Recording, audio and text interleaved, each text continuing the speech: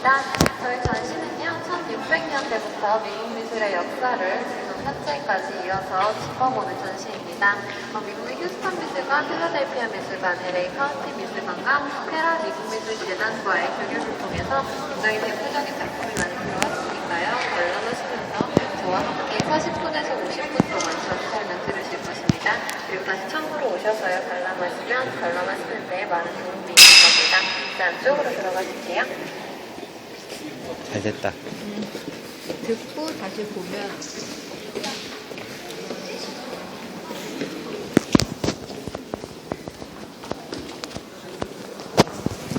네, 저희 첫 번째 전시관은요, 초상화를 중심으로 이루어져 있습니다.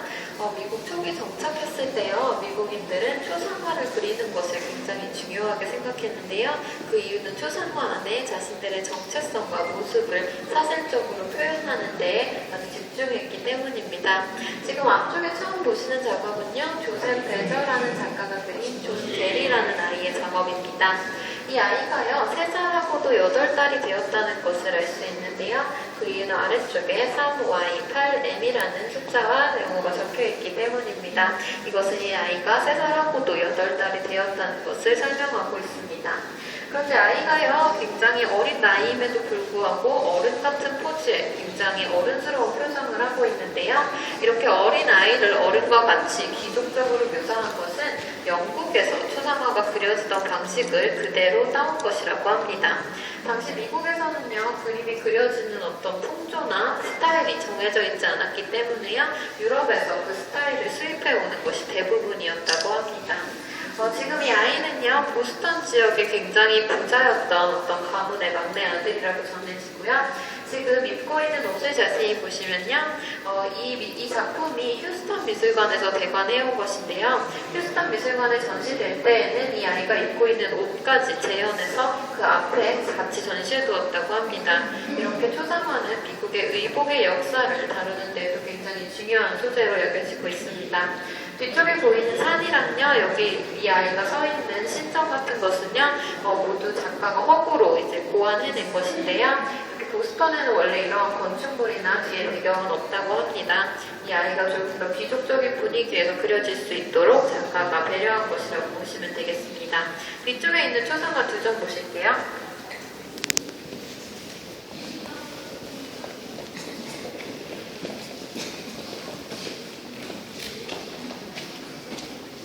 지금 제 양쪽으로 보고 계시는 초상화 존 싱글턴 코플리라는 아주 유명한 미국의 초기 초상화가가 그린 작업입니다. 존 싱글턴 코플리는 굉장히 인기가 많은 초상화가였다고 해요. 그 이유는요, 우선 이 여성의 표정을 보시면 백옥 같은 피부에 굉장히 아름다운 얼굴이 사실적으로 잘 묘사되어 있을 뿐만 아니라 이 귀족들이 가지고 있던 아름다운 브로치나 부채, 그리고 그 여성이 입고 있는 옷까지도 너무나도 아름답게 묘사했기 때문입니다.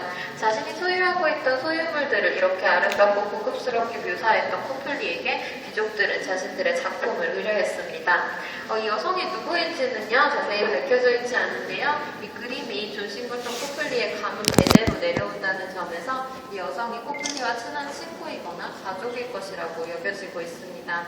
지금 왼쪽에 보시는 작업도요, 존 싱글턴 코플리의 작업인데요. 이 여성은 굉장히 편안한 자세로 이제 실내복을 입고 있습니다. 지금 보시는 실내복은요, 터키식 드레스인데요. 가슴 앞쪽에서 이제 X자로 천을 교차시켜서 입는 형식입니다. 이것은 당시 유럽에서 굉장히 유행하던 드레스라고 합니다. 이것을 통해서 미국에 정착했던 초기의 귀족들은 유럽의 양식을 그대로 따라오는 것을 즐겼다라고 보시면 되겠습니다. 바로 옆에 있는 조지 워싱턴의 작업 보실게요. 네, 렘브란트 필이라는 작가를 그렸고요. 조지 워싱턴을 묘사한 작업입니다. 렘브란트 필은 굉장히 어렸을 때부터 조지 워싱턴을 직접 보면서 그릴 수 있는 기회가 많았다고 하는데요. 그 아버지 또한 굉장히 유명했던 초상화가였기 때문이었습니다. 지금 작품 보시면 조지 워싱턴이 위쪽을 바라보고 있고요. 그리고 주변은 돌로 되어 있는 액자가 묘사되어 있는 것을 볼 수 있는데요. 이것은 초기 로마 황제의 초상화를 묘사하는 양식을 그대로 따온 기법이라고 합니다. 조지 워싱턴의 지위를 황제와 같이 격상시키려고 했다는 것 알 수 있고요. 그리고 이 작업을 그릴 때요, 조지 워싱턴이 숨진 지 24주년을 기념해서 그려진 작업이라고 합니다. 조지 워싱턴은요, 미국의 초대 대통령으로서의 의미뿐만 아니라 미국인들의 민주주의라는 사상을 확립했던 하나의 아이콘으로 그리워졌습니다. 그래서 조지 워싱턴은요, 지금도 미국의 화폐에 그 얼굴이 인쇄가 되어 있고요, 미국인들이 가장 사랑하는 미국 대통령 중에 하나로 꼽히고 있습니다. 그리고 렘브란트 피렌사라 생전 79점이나 되는 조지 워싱턴의 모습을 그렸고요. 네, 앞쪽 두 번째에 있는 인디언의 작품 보시겠습니다.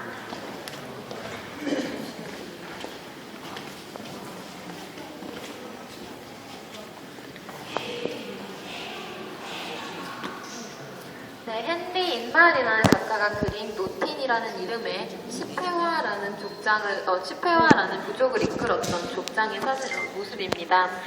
이 작업을 통해서요, 우리는 초기에 원주민들과 미국인들이 어떠한 교류를 가지고 있었는지를 알 수 있는데요. 처음에 이제 서부 개척이 시작되면서 원주민들이 탄압받기 이전에요, 그 이전에는 원주민들을 구슬리는 유화 정책을 폈다고 합니다. 그 유화 정책은요, 원주민들의 족장을 워싱턴으로 초대해서 만찬을 열거나 정책 설명회를 가지거나 혹은 관광을 시켜주는 것이었는데요. 그 관광 중의 일환으로 이렇게 초상화를 그려주는 것이 유행했다고 합니다. 그래서 그 일환으로 그려진 초상화라고 보시면 되겠고요. 이 노틴이라는 사람이 이끌었던 치페화족은 굉장히 문명도 발달해 있었고요. 그 규모도 굉장히 컸던 부족이라고 전해집니다.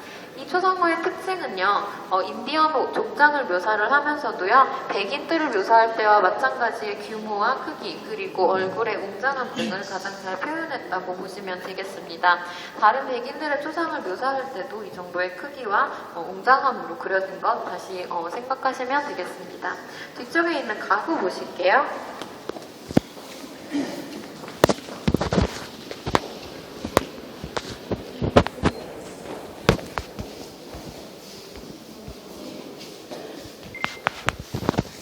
미국 초기에 정착한 이후에요, 미국인들이 자신들의 방을 꾸몄던 의접실의 모습을 보고 계십니다. 지금 뒤쪽에 있는 남성과 여성 그리고 한 가족의 모습은요, 캐드 왈라더라는 필라델피아의 아주 유명한 부자 질환의 이제 한 초상화입니다. 이 가구는요, 미국의 초기 가구 정착사에 있어서 굉장히 중요한 위치를 가집니다. 그 이유는요, 초기의 미국인들은 자신들의 가구를 유럽에서 수입해 오거나 유럽의 디자인을 그대로 딱 가구를 만드는 것을 선호했기 때문입니다. 그러려면 굉장히 많은 돈이 필요했는데요. 이 돈을 충당할 수 있었던 캐드 왈라더 가문은 가구를 수입해 오면서 그것을 굉장히 질 좋은 가구를 많이 수입했던 것으로 유명한 작가입니다. 그래서요, 지금 앞쪽에 있는 탁자 보시면요, 그 뒤쪽에 아이가 앉아있는 탁자와 동일한 탁자인 걸 아실 수 있고요. 직접 캐드 왈라더 가문에서 사용되는 가구들 가지고 온 것입니다.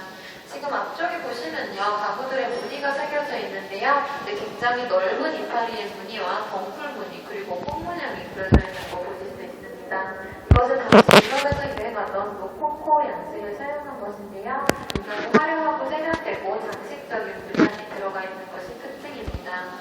가장 오른쪽에 있는 건 무엇이냐고 많이 질문을 하시는데요. 저것은 미국의 가정 안에 벽난로가 있었습니다. 그 벽난로에서 너무 많은 열이 나오면 물건이 상하거나 사람이 다치기 쉽기 때문에 그 열을 차단하는 그런 실용적인 가구라고 보시면 되겠습니다. 그것도요, 굉장히 많은 장식으로 장식이 되어 있고요. 이제 다음 건으로 이동하실게요.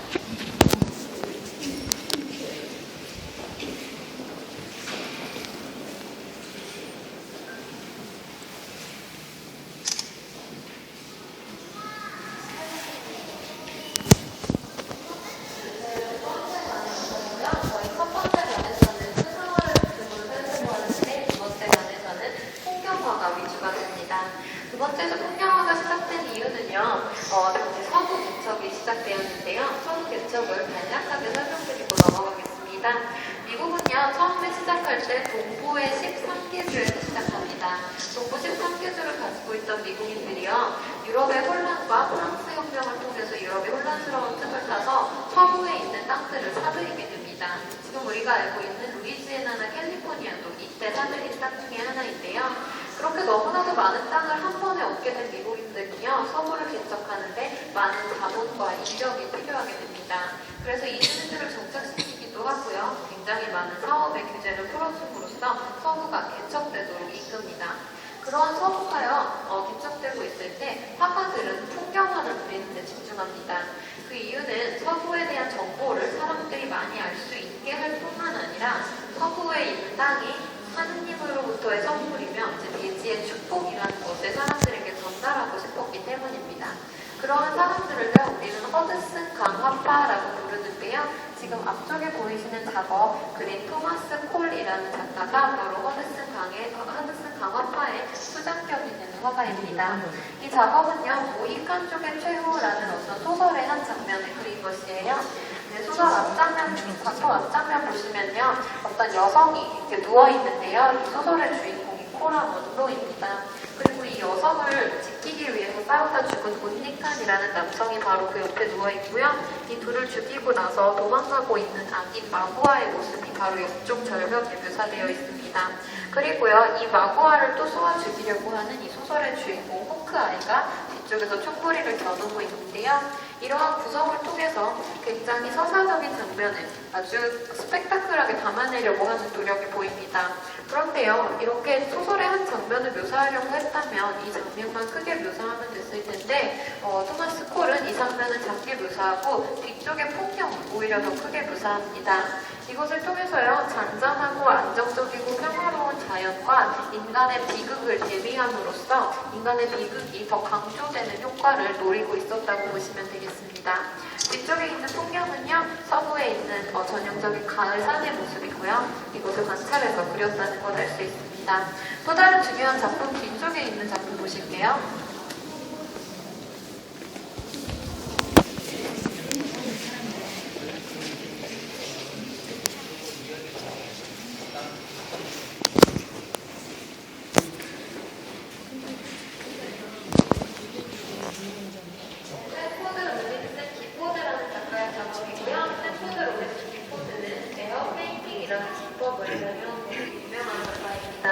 우리가 풍경을 볼 때는 우리의 눈과 그 풍경 사이에 대기가 존재하고 있는데요.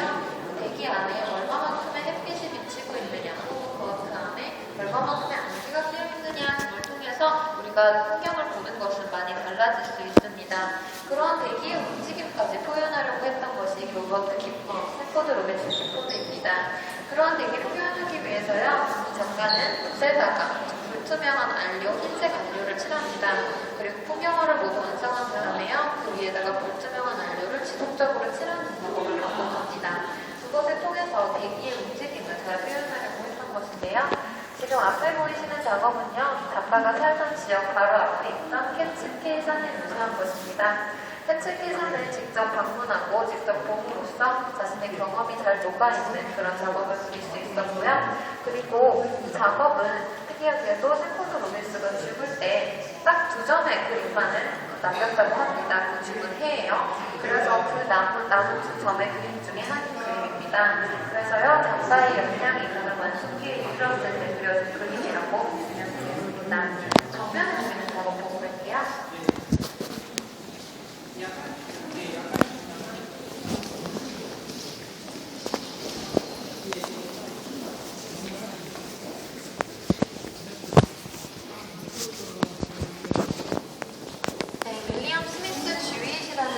작업이고요.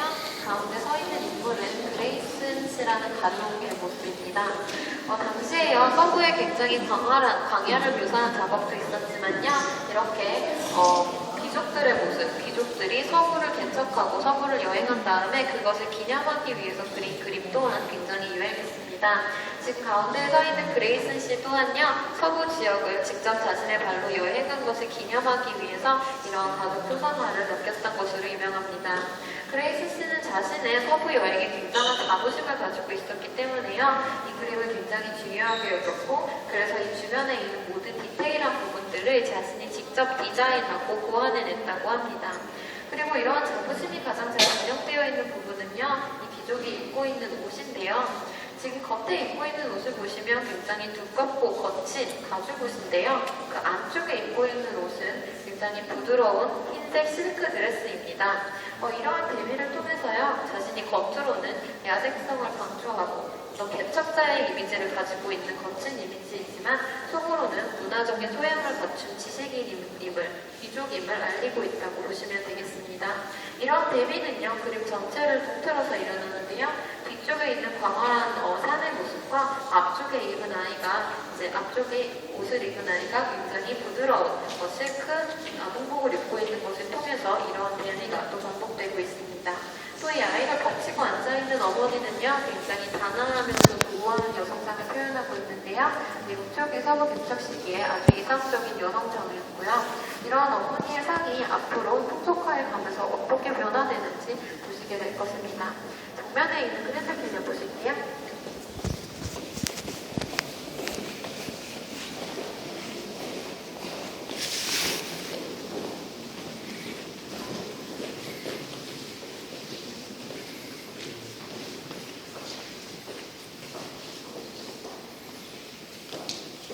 네, 지금 정면을 보시는 작업은요, 토마스 모란이라는 작가가 그린 그랜드 캐년 작업이고요. 잠깐 고개를 돌려서 뒤쪽 보시면요, 윌리엄 키스라는 작가가 그린 요세미티 계곡이 있습니다. 지금 이 두 곳은요, 모두 미국에서 굉장히 중요한 국립공원으로 지정되어서 많은 관람객들을 맡고 있는 곳인데요. 지금 이 토마스 모란이 이 그림을 그리기 이전에 약 30년 전에 토마스 모란은 그랜드 캐년을 한 번 더 방문한 경험이 있었다고 합니다. 그리고 그때도 그랜드 캐년을 그렸는데요. 그때 그려진 그림에서는 지금과는 다르게 조금 더 디테일을 강조하고 거기에 어떤 식물이 있고 어떤 동물이 살고 어떤 길이 나 있는지 등을 정말 세밀하게 그리는 것에 집중했다고 합니다. 그 이유는요, 아무리 그랜드 캐년이 미국 안에 있다고 하더라도요, 미국 서부 지역에 대해서 아직 잘 모르는 사람들이 많았기 때문에 서부가 이렇게 생겼다라는 정보를 전달하는 게 중요했다고 합니다. 하지만 지금 앞에 보이시는 작업에서는요, 굉장히 광활한 그랜드 캐년의 모습이 거친 필치로 묘사되어 있고요. 뒤쪽에 있는 하늘의 움직임이나 앞쪽에서 햇빛이 비치는 모양까지 굉장히 거칠고 빠르게 묘사되어 있습니다. 감성적으로 웅장하고 아름다운 자연의 모습을 묘사하려는 것 느껴보실 수 있을 텐데요. 이렇게 그림체가 변하게 된 이유는요, 단지 미국의 정치 사회적인 환경과 맞물려 있습니다. 당시에는요, 미국 국회에서 그랜드 캐년을 국립공원으로 지정할지 말지에 대한 논의가 이루어지던 시기라고 합니다. 그래서 이 그림을 통해서요, 국회의원들에게 영향을 미쳐서 국립공원으로 지정을 되게 만들려고 했던 것인데요. 실제로 이 그림은 굉장히 좋은 효과를 얻어서요, 이 그림을 본 국회의원들이 이러한 자연유산을 보존해야겠다라는 생각을 가지고 만장일치로 국립공원 제정에 통과가 되었다고 합니다. 이 작품을 통해서요, 작품 한 점이 한 시대에 어떤 정치와 사회사에도 어떤 영향을 미치는지 한번 생각해 보시면 되겠습니다. 뒤쪽에 있는 인디언 작업 하나 보실게요.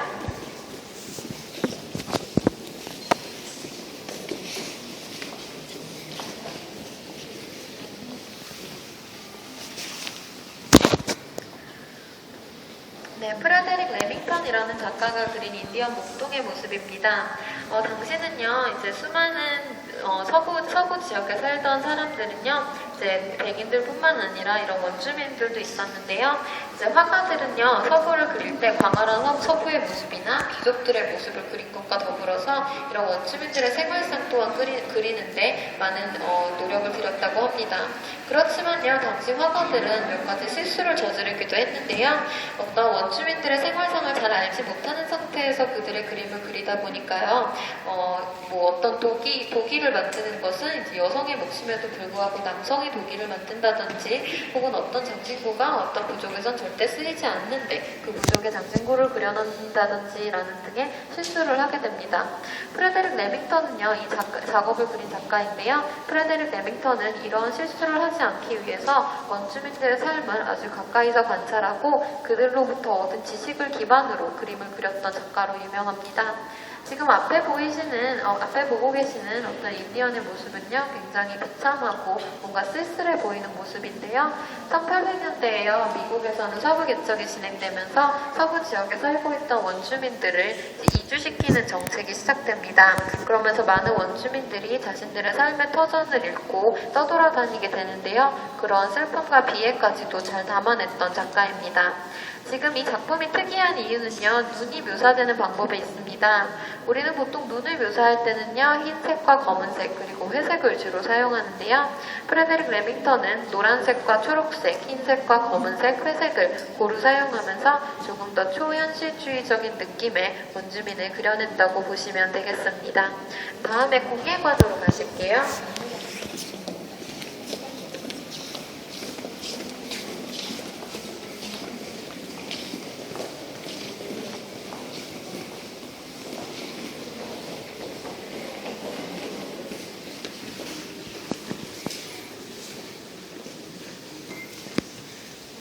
네, 지금 오신 아메리카 원주민 미술관에는요, 이제 사방에 둘러서 원주민 미술들이 전시되어 있는데요.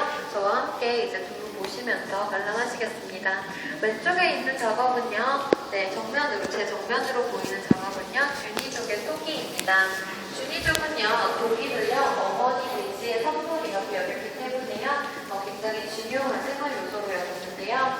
주니족의 토기에는 한 가지 특징이 있습니다. 목 부위에요, 검은색 줄이 하나 그어져 있어요. 주니족은 토기를 만들 때면 늘 그런 줄을 그었습니다. 그 이유는요, 그 줄을 긋지 않으면 독기를 만든 사람이나 그것을 사용하는 사람의 영혼이 독기 안에 갇혀버려서 영혼이 해칠 수 있다고 생각했기 때문입니다. 그리고 다양한 자연물들을 무늬로 사용한 것으로도 유명하고요. 지금 다시 그 오른쪽 보시면요, 이제 나바호족의 징볼이 있습니다. 나바호족은요, 서부 지역에서 밤과 사막에서 살았기 때문에요, 사막에 굉장히 유도수가 큰 날씨를 극복하기 위해서 이런 징볼이 반드시 필요했습니다. 나바호족은 굉장히 오랜 전부터 징볼 공예를 시작한 건 아니었고요. 1990년대에 이런 공예 기술이 들여왔지만 굉장히 많은 기술적인 진보를 이루어서 굉장히 많은 상품을 만들어내고 있는 부족입니다. 다시 앞쪽을 보시면요, 나바호족이 만든 은폐공품이 있습니다. 나바호족은요, 은폐공술 그리고 은을 재련하는 데 있어서 굉장히 많은 재능을 가지고 있었던 부족이었는데요. 스페인 족과의 교류를 통해서 스페인 사람들에게 기술을 배운 것이 큰 영향을 했다고 전해집니다. 이러한 은은요, 물물 교환, 그리고 결혼 예물, 그리고 유술적인 목적으로도 사용되었고요. 가운데 있는 파란색 돌은요, 토끼석인데요, 하늘의 돌이라고 불리기도 하면서 굉장히 신성지게였던 물체입니다. 이러한 토끼석과 은폐공술은 20세기에 미국인들이 이주해 오면서 이들의 산물들을 대량 생산하기 시작하면서 그 생산 체계에 굉장히 큰 변화가 생기게 됩니다. 이제 다음 관으로 이동하실게요.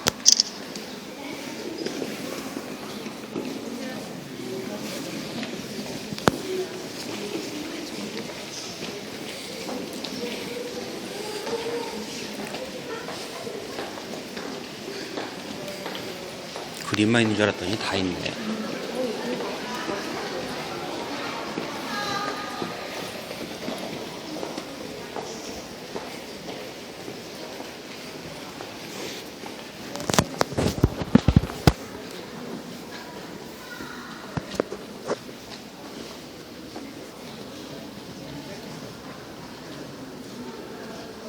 네, 지금 앞쪽에 보시는 미술은요, 펜실베이니아로 이주해왔던 독일인들의 미술입니다. 수많은 이주민들이 미국으로 왔지만요, 그 중에서도 독일인들의 미술이 중요했던 이유는 그들이 그들의 문화를 꽤 오랫동안 보존해왔기 때문입니다. 지금 왼쪽에 보이시는 장을 보시면요, 그 위쪽에 유니콘과 장미꽃 그리고 기사의 모양이 그려져 있는데요. 이것은 독일에서 아주 오래전부터 전통 문양으로 전해 내려오던 것이라고 합니다. 지금 제 바로 오른쪽에 있는 도기를 보시면요, 이 도기의 가장자리에는 독일어가 적혀 있습니다. 독일어를 오랫동안 유지하면서 자신들의 예술에도 반영했다는 것 보실 수 있고요. 그 바로 옆에 있는 독수리는요, 독수리는 아주 오래전부터 미국의 상징물이었죠. 그래서 내용적으로는 미국을 유지하고 있지만 어떤 그것을 만들어내는 형태나 그리고 조각해내는 솜씨는 독일인들 장인의 손에서 나왔다는 것 유념해서 보시면 되겠습니다. 이번 세 번째 관에서는요, 풍속화를 위주로 둘러보는데요. 풍속화는 당시 살아가던 사람들의 삶을 그대로 묘사한 그림을 말합니다. 시민전쟁 이후에요, 이제 정착되기 시작했던 미국인들의 삶이 풍속화에 잘 반영되어 있다고 보시면 되겠습니다. 왼쪽 두 번째 작품 보실게요.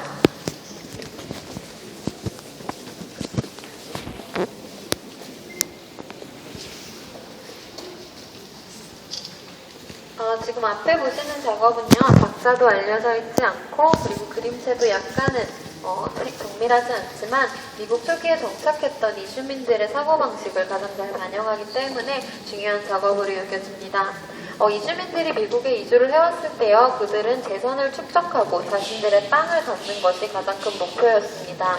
그러한 목표를 달성하기 위해 노력하는 모습이 이 작품 안에 들어있는데요. 뒤쪽에 집이 한 채씩 있고요. 그 집 앞에는 밭이 한 떼기씩 있습니다. 그리고 이 집과 밭을 둘러싸는 길과 울타리가 나 있는데요. 이 울타리 속 안에 있는 땅은 나의 땅이며 그것을 경작하는 것으로부터 자부심을 느낀다라는 의미가 들어있습니다. 그리고 이 그림은요, 성서의 내용을 묘사한 것으로도 유명한데요. 미국의 풍속가들은 성서의 내용 또한 잘 묘사했습니다. 토지를 정착하는 자는 먹을 것이 많으려니와 방탕을 쫓는 자는 배고픔이 많으리라라는 성서의 구절을 표현한 것이라고 보시면 되겠습니다. 앞쪽에서 쟁기를 달고 이렇게 밭을 갈고 있는 어떤 농부의 모습이 있는데요. 이것을 통해서 이러한 메시지가 더 잘 전달된다고 보시면 되겠습니다. 옆쪽에 세 번째에 있는 어린 수리공 작업 보실게요.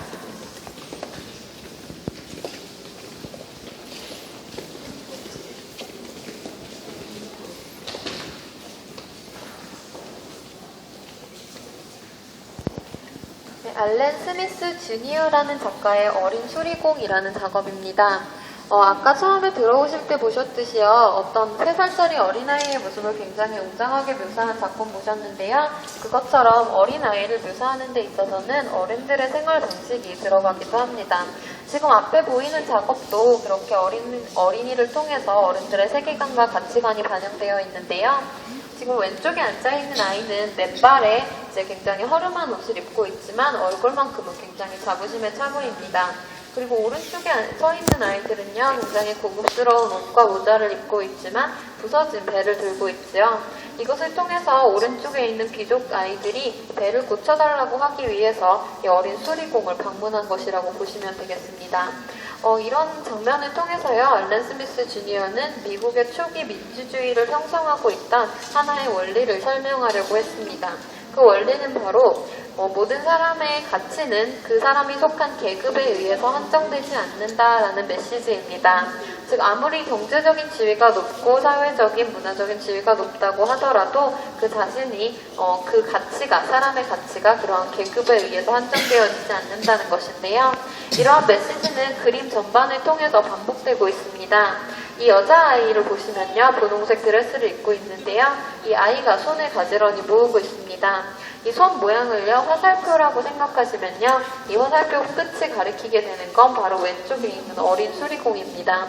그리고 이 탁자 위에는요, 도구가 하나 놓여 있는데요. 이 도구 또한 화살표라고 생각하시면 이 화살표의 끝은 오른쪽의 귀족 아이들을 가리키고 있습니다.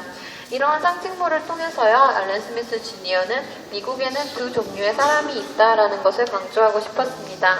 즉 자신이 필요한 것을 스스로 만드는 사람과 그것을 남이 만들게 하는 사람이 있다라는 메시지를 전달하려고 했습니다. 뒤쪽에 있는 작업 하나 보실게요.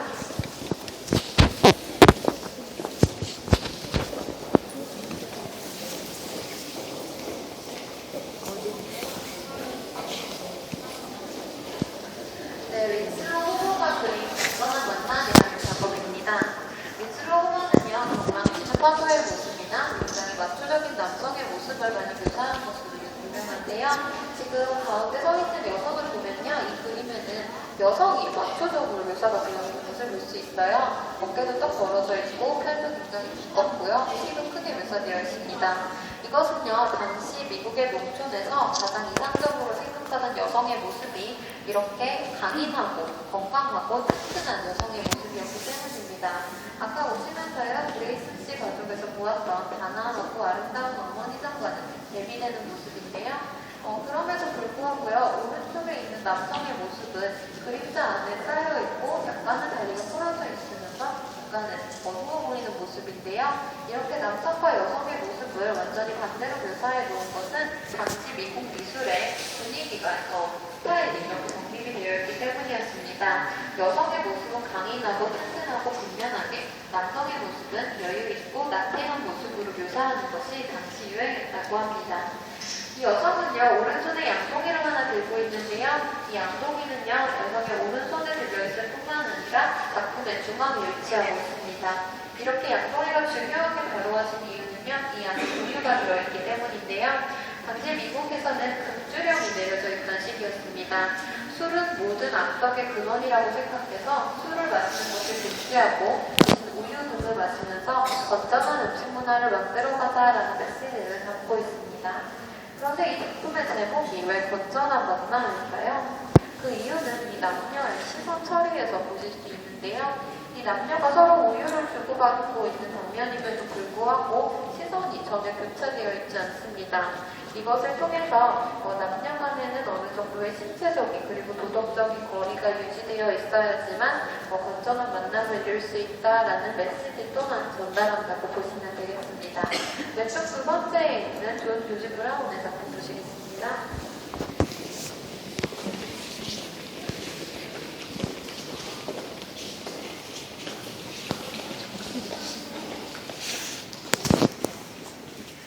지금 저와 함께 지나오면서 보셨던 제 바로 오른쪽에 있는 작업 또한 윈슬러 호머의 작업이고요. 굉장히 마초적인 남성의 모습 묘사되어 있으니까요. 이따 관람하실 때 다시 보시면 좋을 것 같습니다. 지금 앞쪽에 있는 작업은요, 존 조지 브라운이라는 작가의 숲속의 소풍이라는 작업입니다. 아까 미국에서 폭력화가 많이 그려지게 된 배경이요, 시민전쟁 이후에 안정을 찾게 된 미국인들의 모습을 묘사하기 위해서라고 하였는데요. 존 조지 브라운은요, 어린 아이들의 모습을 통해서 이러한 평화로운 분위기를 묘사하려고 했던 작가입니다. 가운데요, 이렇게 원을 그리고 둘러싸이는 아이들은요, 우리나라로 치면 소꿉놀이와 같은 장난을 하기 위해서 자신의 짝을 찾고 있는 모습입니다. 가운데 수줍은 모습으로 서 있는 하얀 드레스를 입은 소녀가 보이는데요. 바로 이 작가의 딸입니다. 자신의 딸을 평화롭고 아름다운 모습으로 묘사해서 이렇게 안정감을 주고 있고요. 이렇게 동그란 원을 통해서 자신의 짝을 찾은 아이들은요, 이제 앞쪽에 있는 아이들처럼 물건을 만들면서 놀거나 뒤쪽에 있는 아이들처럼 서로 손을 뻗으면서 같이 놀게 됩니다. 이러한 노는 장면을요, 주로 밝은 부분에 이제 배치를 하고요. 이제 오른쪽에 있는 약간 어두워지는 부분에는 존 조지 브라운과 그의 와이프가 있습니다. 이 둘이 결혼을 해서 이 그림을 그리기 얼마 전에 아이를 낳았다고 해요. 그 아이의 모습 또한 그 아래에 묘사가 되어 있습니다. 이 작업은요, 굉장히 깊은 원근감을 기반으로 이루어져 있습니다. 뒤쪽의 인물은 굉장히 작고 그리고 깊이감 있게 묘사되어 있고요. 앞쪽으로 오면서 화면이 밝아지고 인물들이 커지는 원근법이 가장 잘 대입되어 있습니다.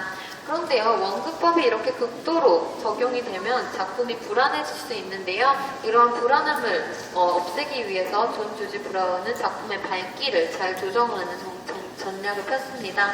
그것을 통해서 이렇게 안정적이고 평화로운 미국인들의 모습을 묘사하게 된 것입니다. 자, 앞쪽에 있는 가구 보실게요.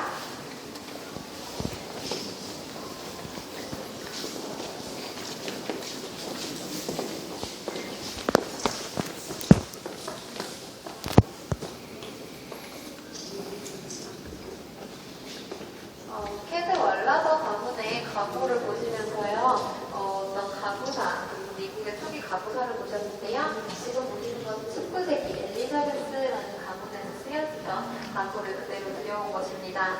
이때부터는요, 뉴욕에 굉장히 커다란 가구 동방이 생겨서요, 미국인들이 스스로 가구를 만들 수 있는 시기가 되는데요. 그럼에도 불구하고 당시 유럽에서 유행하던 로코코 양식이 아직은 유행이기 때문에 앞쪽에 있는 가구에 넓은 이빨이나 덩굴 모양 그리고 콩 모양이 아직도 유지되고 있는 거 보실 수 있습니다. 그런데 이때에는요, 장식이 극도로 강조가 되었기 때문에요, 실용성이 약간 떨어졌다고 해요. 의자 보시면 폭도 약간 좁고요, 다리 길이에 비해서 굉장히 낮기 때문에 실용성은 약간 떨어졌지만 기교적인 아름다움을 표현하는 데에는 가장 뛰어난 매체였다고 전해집니다. 뒤쪽에 있는 전구라를 같이 배치해 놓은 이유는요, 이렇게 화려한 가구와 화려한 전구라가 미국인들의 동시 자신들을 돋보이고자 하는 욕구를 반영하기 때문인데요. 뒤쪽에 있는 꽃 보시면요, 이 꽃들은 굉장히 다양하고 아름답지만 모두 같은 시기에 필 수가 없는 꽃이라고 합니다. 당시에 원예관도 없었던 그런 사람들이 이러한 그림을 그릴 수 있었던 건 작가가 상상을 해서 거꾸로 그려놓았다는 의미겠지요. 그래서 이렇게 실제로 존재하지는 않지만 화려하고 아름다운 대상을 그림으로라도 소유를 하고 싶어 했던 마음을 통해서 당시 굉장히 사치스럽고 화려했던 미국인들의 삶을 엿볼 수 있습니다. 다음 건으로 이동하실게요.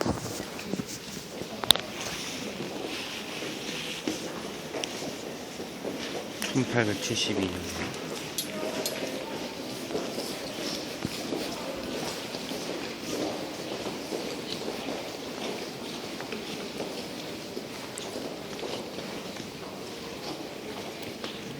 이번 장에서는요, 세계를 하는 주제를 가지고 있는데요.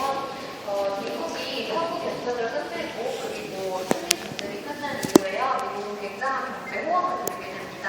그러면서 자신의 미국에만 국한되어 있던 시각이 세계로 확장되게 되는데요. 그때 가장 주목받았던 도시가 바로 프랑스 파리였습니다.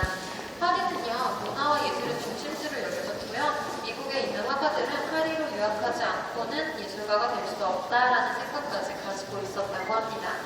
지금 앞쪽에 보고 계시는 존 시거 사서트 또한 이러한 생각을 가지고 프랑스 파리로 유학을 갔던 작가이고요. 유학을 갔을 때 이 작업을 보는데 룩셈부르크 광장을 그린 작업입니다. 룩셈부르크 공원은요, 지금도 프랑스 파리에 있는데 당시에는 지어진 지 얼마 안 되는 근대식 공원이었다고 합니다. 그리고 이 근대식 공원을 거닐고 있는 남녀 한 쌍이 묘사되어 있는데요. 둘이 팔짱을 끼고 걸어감에도 불구하고 남성이 무심하게 담배를 피우는 것에 여성이 조금은 언짢아하는 모습입니다. 그런데 이 언짢아하는 느낌을요, 우리는 여성의 표정에서 읽을 수는 없습니다. 왜냐하면요, 이 여성이요, 한 번의 붓터치로 얼굴이 묘사가 되었기 때문입니다. 즉, 눈, 코, 입이나 표정 등을 아주 세세하게 관찰할 수는 없는데요. 이렇게 단 한 번의 붓터치, 굉장히 거친 붓터치를 통해서 대상으로부터의 인상을 중시했던 화파가 바로 인상주의입니다. 당시 프랑스 파리에서 굉장히 유행했던 어떤 사조이고요. 미국인 화가들도 인상주의의 영향을 받아서 그림을 많이 그렸습니다. 굉장히 빠른 붓터치와 밝은 색채가 특징이라고 보시면 되겠습니다. 풍속화와 조금 다른 점이 있다면요. 풍속화 안에서는 모든 인물들이 서로 교류를 하면서 쳐다보기도 하고 만지기도 하고 같은 공간 안에서 생활하는 것이 묘사되었습니다. 그런데 이 작업에서는요. 조금 삭막해진 근대인들의 고독감 또한 느낄 수 있는데요. 지금 뒤쪽에 있는 벤치에 앉아있는 남성과 그 오른쪽에서 신문을 읽는 남성, 그리고 오리배를 띄우려고 하는 어린아이까지 모두 다른 사람과의 교류 없이 자신만의 공간 안에 들어있습니다. 이것을 통해서 근대인들의 생활 방식이 자신만의 공간을 중시하는 고독한 모습으로 변해가고 있다는 것 또한 포착되어 있는 작업이라고 보시면 되겠습니다. 메리 카사트의 작업 보실게요.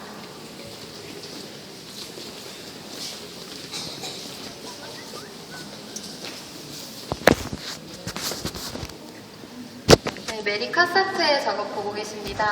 메리 카사트는요, 미국의 근대 인상주의 화가 중에서는 가장 많은 사랑을 받았던 여류 화가입니다. 메리 카사트는 프랑스에서 당시 굉장한 유명을 얻고 있던 에드가 드가라는 화가와 굉장히 친했고요. 그래서 인상주의 전시회에도 10회 이상 참여할 수 있었다고 합니다. 메리 카사트는 또한 인상주의를 받아들인 여성 화가였는데요. 이 인상주의적인 기법이 가장 잘 표현된 부분이 이 작품의 배경입니다. 이 배경 보시면요, 벽지가요, 무늬가 있는 것 같은데 그 무늬가 아주 세밀하게 묘사되어 있지는 않죠. 그냥 아주 빠른 국놀림으로 무늬가 있다 정도로만 표시가 되고 있습니다. 그리고 그 바로 앞쪽에 있는 소파도요, 어떤 원근검을 살려서 명암을 중시한다기보다는 빠른 붓터치를 통해서 이런 무늬를 가진 소파가 있다라는 것 정도만 표현하고 있습니다. 이것을 통해서 뒤에 배경과 소파가 굉장히 평면적으로 느껴지는데요. 이러한 배경의 평면성에도 불구하고 이 작품은 전체적으로 굉장히 입체적인 느낌을 가집니다. 그 이유는 앞에 앉아있는 아이와 어머니의 구도가 세심하게 고려되었기 때문입니다. 이 어머니의 팔을 보시면요, 팔이 약간 대각선으로 안쪽으로 들어와 있어 이에 반해서 이 아이의 다리는 약간 대각선 안쪽으로 들어와 있습니다. 그리고 아이를 바라보는 어머니의 콧대를 보시면요, 방향이 약간 안쪽으로 들어와 있는데 이 어린아이가 누워있는 구도는 또 반대 대각선 쪽으로 누워 있습니다. 이렇게 대각선의 반복을 통해서요, 인물들을 배치함으로써 앞에 있는 인물은 입체감을 아주 극도화시킨 인물로서 묘사가 되는 것이죠. 이렇게 배경을 약간 평면적으로 후퇴시키면서 앞쪽에 있는 인물들을 구조적으로 입체감을 가지게 함으로써 작품 전체가 굉장히 조화를 이루는 것을 보실 수 있습니다. 메리 카사트는요, 인상주의 기법을 많이 활용을 했고요. 그 중에서도 어머니와 아이 사이의 모성애적 교감을 가장 잘 표현한 작가입니다. 우리 전시에서는요, 지금 이 작품과 제 뒤에 있는 작품, 그리고 건너편에 있는 작업 이렇게 세 점이 들어가 있으니까요. 천천히 관람하시면서 다시 보시면 되겠습니다. 옆쪽에 있는 작업 보실게요.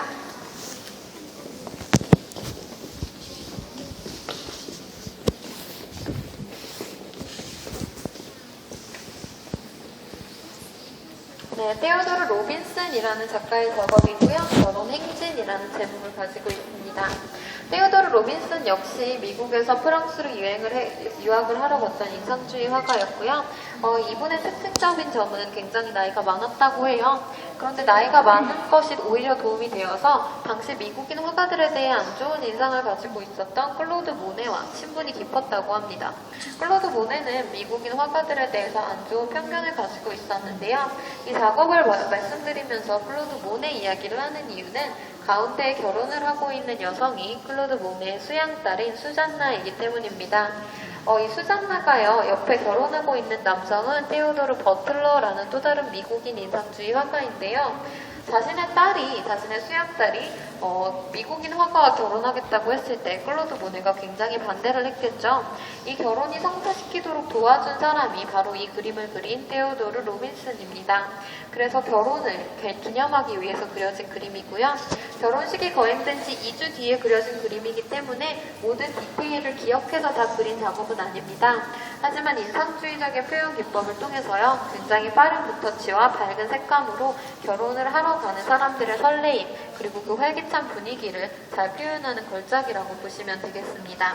뒤쪽에 있는 가구 작품 보실게요.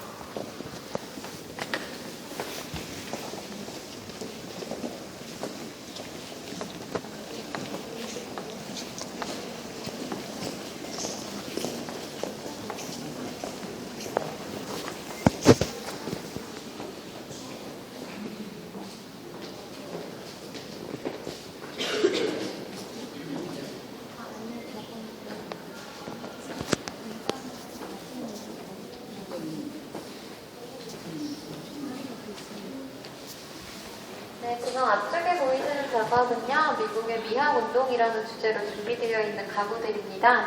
당시에는요, 미국인들은 프랑스 화가들의 영향을 받았고, 프랑스 화가들은 일본인들의 영향을 받았습니다. 당시는요, 일본이 문호가 개봉되어 있었기 때문에요, 그 문호가 개방된 일본으로부터 다양한 일본식 도끼와 일본식 하나 등이 수입되게 됩니다. 그리고 이것에 굉장한 매력을 느낀 프랑스 화가들은요, 일본식 기법을 반영을 해서 그 작품과 이러한 가구들을 만드는데요, 그러한 사조를 우리는 자포니즘이라고 합니다. 자포니즘이 반영되어 있는 작업 앞쪽에 보이시는 의자인데요. 이파리를 보시면요, 아까 우리가 보았던 로코코 양식의 아주 화려하고 넓은 이파리와는 다르게 동양적이고 얇은 잎이 아주 아름답게 묘사되어 있는 거 보실 수 있습니다.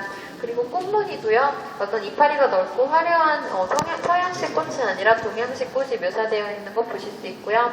이러한 작품들이 일본에서 만들어진 것이 아니라 미국에서 만들어지고 그곳에서 사용되었다는 것을 흥미롭게 봐주시면 될 것 같습니다. 그리고 이러한 일본식 미술을요, 가장 잘 표현한 작가가 바로 왼쪽에 있는 작업 그린 윌리엄 메리크 체이스입니다. 메리크 체이스는요, 유럽에서 공부를 했고요. 스페인과 독일에서 아주 세부적인 부분을 자연스럽게 묘사하는 것에 흥미를 가졌던 작가입니다. 이 아이가 들고 있는 딸랑이에서요, 이러한 빛의 반사까지도 잘 표현하려고 했던 작가의 의도를 보실 수 있고요. 그런데 이 사람이 유럽에서 공부를 하다가 뉴욕으로 건너와서 공부를 하면서 이제 인상주의와 이제 일본 미술의 영향을 받게 됩니다. 지금 아래쪽에 수놓아져 있는 꽃들을 보시면요. 지금 그냥 대충 보시면 흰색 줄이 몇 개 그어져 있는 것에 불과하지만 스쳐 지나가면서 보시거나 이제 뒤쪽에서 보시면 아름다운 수의 모습이 이제 포인트로 묘사되어 있는 거 보실 수 있습니다. 이렇게 작가의 역량이 가장 잘 반영되어 있는 작업이기 때문에 이 작업이 중요한 것이고요. 그리고 여기 그려져 있는 여성은 윌리엄 메리트 체이스 작가의 부인이고요. 이 여인이 들고 있는 아이는요, 안고 있는 아이는 앨리스라는 이름의 작가의 딸입니다. 그리고 이 여인은 일본식 기모노를 입고 있죠. 후일에요, 이제 평론가들은 이 작업을 긴장의 활기찬 연속이라고 이야기를 합니다. 이 여성이 입고 있는 검은색 옷과 이 아이의 흰색 옷, 그리고 여성의 강인함과 그리고 아이의 부드러움, 그리고 이 사이를 관통하고 있는 저 붉은색 띠를 통해서 굉장히 활기찬 대비를 이루고 있다라고 평론되어지는 작업입니다. 다음 쪽 이동하실게요.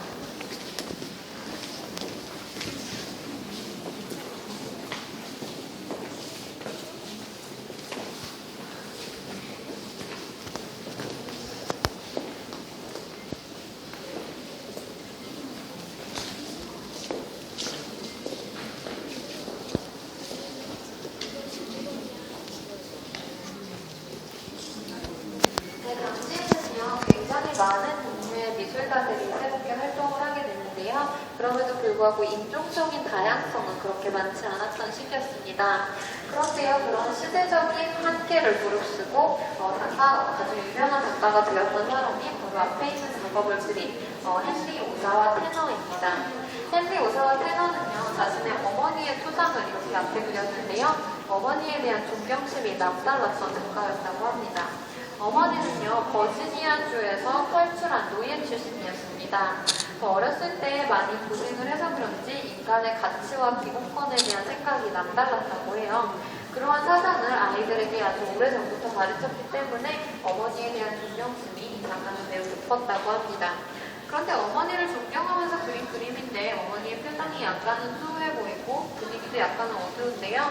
그 이유는 이 작가의 어머니가 미술가가 되겠다고 했을 때 굉장한 반대를 했기 때문이었습니다. 경제적인 이유 때문이었는데요. 그럼에도 불구하고 헨리 오사와 테너는 프랑스로 유학을 가서 유례없는 성공을 거두게 됩니다.